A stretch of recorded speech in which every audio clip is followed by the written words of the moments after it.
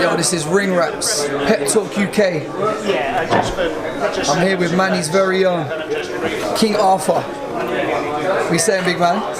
Good. Yeah, boy. What are we here for today? Yeah, let's get some food and chill, you know. Oh yeah? What, you seen the prices on the menu? Yeah, it's expensive, bro. London living. That's not money prices, isn't it? Yeah, you can't do no £5 munch on that one in this place, man. Not a chance, bro. Not a chance. Need a mortgage, bro. Tell me, brother, how's 2020 treating you? Well, now, what is it? We're in March. 3 months in. Fighting Yarde. It's going all right. How's training? Training's well. Training's good. Training's hard as always. Looking forward to the 11th. Tell me, obviously this is a big event. This is a step up, isn't it? Like as far as exposure levels. I see a few of your interviews before, and you were very complimentary of Yarde. Yeah. And I respected that, but at the same time, you're bringing your own hunger and competitiveness to the situation. So, coming from Manny, coming from where you're coming from, what's in your immediate sights, obviously, regarding this bout? How are you approaching it, like attitude-wise? Focus, 120% focus. Can't afford to take my eye off the ball at all in this fight. Like you said, you know, Yarde's a very, very credible opponent, and if I switch off for a minute, you can go to sleep. So that's not what I'm trying to do. Well, did you? I know that you was impressed with his performance in Russia, but did you see anything apart from the obvious? You know, as fans, we're all watching the fight.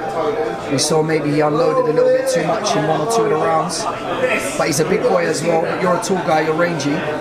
So is there anything you saw that Kovalev did or didn't do that maybe you and your team thought? Kovalev's Kovalev and Lyndon Arthur's Lyndon Arthur, so you know, totally different fighters. So you lot are coming from your foundations, and you're setting up your own stall. Yeah, this is it, exactly. I'll do what I'm good at. I'll watch that and think I'll try and do what Kovalev's good at. I'm doing me in this fight. This is about me. It's not about anybody else. It's not about Yarde. It's not about Kovalev. It's about Lyndon Arthur. So that's what we're doing in this fight. Have you? Is there anything else you've implemented in this camp to take on Yarde? It's just as much as the fights are big on magnitude, and it's a huge fight, and that we train hard as always. We always train for the best of the best. It's about mindset. So we just have to stay sharp. Let's just stay focused. Tell the Pep Talk fans about your gym and about the team, the camaraderie, the vibe in the gym. What's good in the gym? Everything's good in the gym. You know, it's me, Zelfa, Marcus Morrison, a few others just turned over coming through. It's a good vibe, you know. It's a family feel. Obviously, we've got Pat coach trained us from amateurs. It's always just like it's a family affair, and this is it. This is the big fight. Obviously, you're light heavy. In your particular gym, what are most of the other fighters? What weights are they at? Super feathers, middleweights, welters, super featherweights, super bantam. It's a mixture. We're all in there. So do you guys mix it up? Like, would there be a situation sometimes where you might be sparring even with smaller guys, course, just to get mobility? Yeah, of course. You can learn from everyone, and you can never not think that as a boxer. These even amateur boxers that are kids. When I'm watching them sparring and doing things, and I think I can take that, I can put that into my game. I can't do everything, you know, so I'm still learning, and I always will be. I'm not gonna pressure you for any kind of predictions or anything like that, because I know you're a humble guy. But in the ideal world, how would you like this to play out, apart from a victory? Yeah, knockout in the first 10 seconds. Conor McGregor style. Yeah, I said he's a humble guy. Yeah. Do you know what, just lightening the load for a minute. Obviously, we're a couple of weeks after the big super fight. Can I get your 2 cents on Fury Wilder? Shocked. Not shocked that he won. Shocked of how he won. He told the world he was going to do it like that. Nobody believed him. I was one of them that thought, Tyson's a mind game master. Yeah. So I just thought he was saying it to get in his head to make him think that he's going to do it and then just box his head off for 12 rounds. But he didn't. He didn't do that. He put the extra weight on. I think he made Wilder put extra weight on by saying what he was saying. I don't know, man. He's just Tyson's very, very, very clever. He's a genius, and everything he does is for a reason. So I believe when he acts crazy, it's for a reason. It's not, you know what I mean? He knows everything he's doing. The way he took out Wilder is a perfection of a fight, wasn't it? So obviously we're all impressed with the performance, and I think with the exception of Lennox Lewis, he's got to be the best British heavyweight at least ever. I believe he is the only heavyweight that could have lasted with the big boys back in the day. That you're comparing him to now, like the Lennox Lewis's and your Mike Tyson, your Evander Holyfields. I'd even go as far to say that you're saying back in the day, obviously you're going back to the last great generation, but I would say now he's approaching the echelons of the top 20 ever in heavyweights. Yeah, 1,000,000%. I wrote a list yesterday, and in no particular order, I always have Joe Louis number 1, just because he set the benchmark. I always have Ali number 2, and after that it's a cascade. Pick and choose however you want. Fraser, Foreman, Lennox, Mike Tyson, Liston, Holmes, Vladimir Klitschko, Rocky Marciano, and then after a couple more names, I said Tyson Fury. Yeah. So, Tyson Fury's up there, man. Look. You gotta understand this. He went off for 3 years. Did everything you're not supposed to do in boxing. He was on the verge of killing himself. Come back 6 months into the game, fought Deontay Wilder, what, by the way, people are scared to do. Beat him, in my opinion. Got knocked down twice, slipped up, but that's Tyson Fury. I'm like his dad said, 50% if that. John Fury's looking like the Oracle right now. John Fury knows what he's talking about. What are you saying, John Fury for a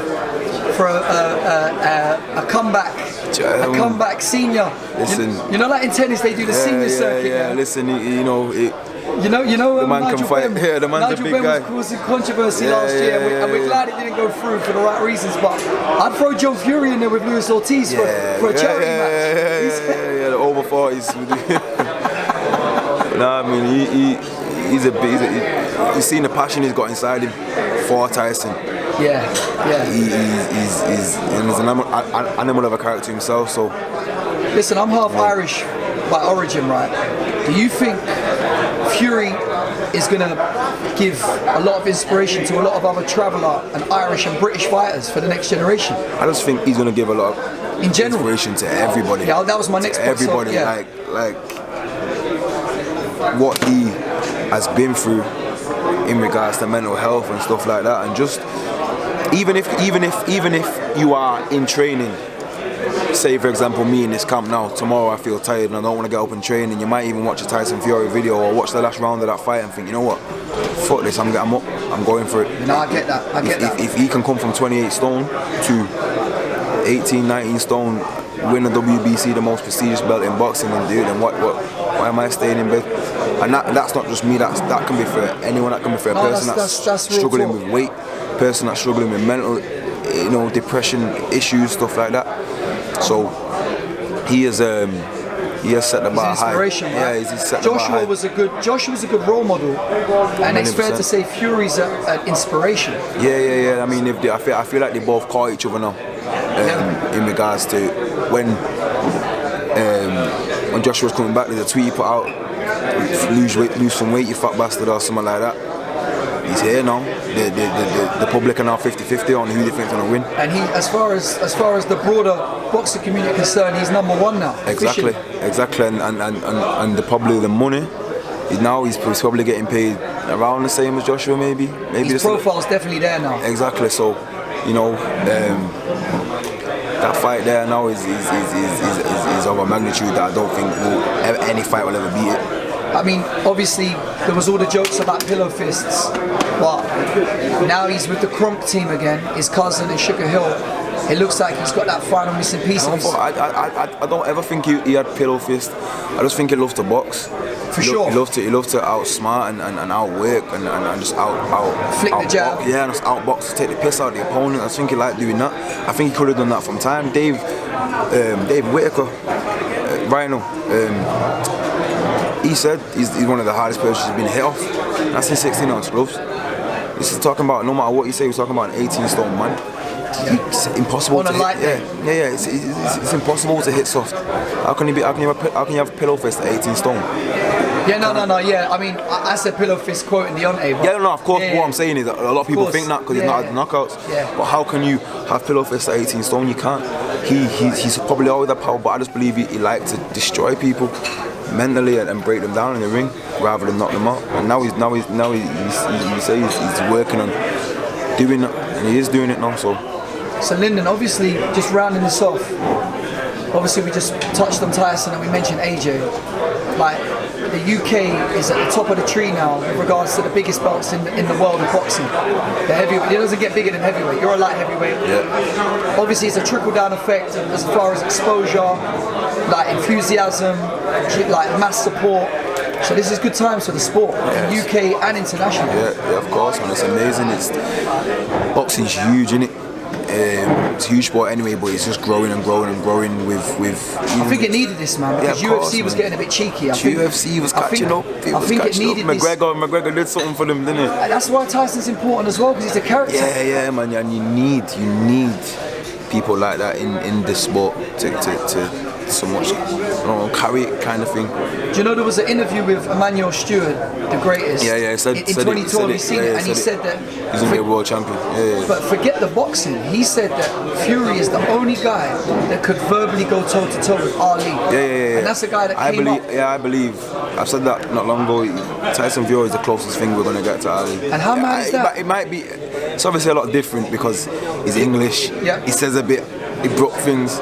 But Ali was probably a little bit more classy with it, but he still said the abrupt things. Yeah, he did. At the time, he was abrupt. Wasn't afraid. The quote he said, "How can you be humble when I'm the greatest? When I'm this good?" And Tyson Fury is the kind of same thing. You don't know to take them serious, innit? You don't know to take them serious, but they're deadly serious. And they act crazy. That's why he's a genius. He acts crazy. Muhammad Ali was the same. He used to act crazy, fill you into thinking he was crazy, and then one minute he'd be screaming in your face, next minute he'd be alright, give you a hug and talk to him. It's like, wow, where am I at with this guy? And you're going in a fight with him, you don't know where you're at. And that's exactly what Tyson Fury's got. But at the same time, I saw I always marvel at the respect that boxers, especially with like a rivalry like that, show each other immediately after the last bell. Especially the way that fight ended. Did you see the aftermath clip when he goes up to Wilder and like embraces him? Yeah. Tells him he's a great fighter. And says like that bang. You caught me. You caught me and whatnot. So. And obviously, him and Deontay, like for all the banter aside, they've got a beautiful rivalry. I think he's got a belting dancing partner. That's what, it's like Messi and Ronaldo. It's like if one wasn't there, maybe the other one wouldn't have been as great. It's true. Like, and Tyson Fury puts his comeback down to when. Do you see what I'm saying? To when he talks shit about him. So I hope in 20 years we can watch like a throwback documentary of them two sitting together. 1,000,000%. You see Frazier and that's what I'm saying. That's what I want to see. You see them do it, and George Foreman and you see them all do it. Tyson with Muhammad Ali, with Larry Hall, that's what I want to see. Happen. So I think that will happen. They are no matter what you think of Deontay Wilder, whether he's a great boxer or he's not, I've never seen a boxer hit harder than him. I believe he's the strongest. One punch knockout artist. His biomechanics are just a God-given blessing. So I mean, these are both greats in the sport, and I believe that. He's a character as well. He is a character, and again, we need these kind of guys in the sport. So, speaking of high-profile American personalities, what would be your ideal big fight in America? Would it be Vegas or would it be Madison Square? Vegas.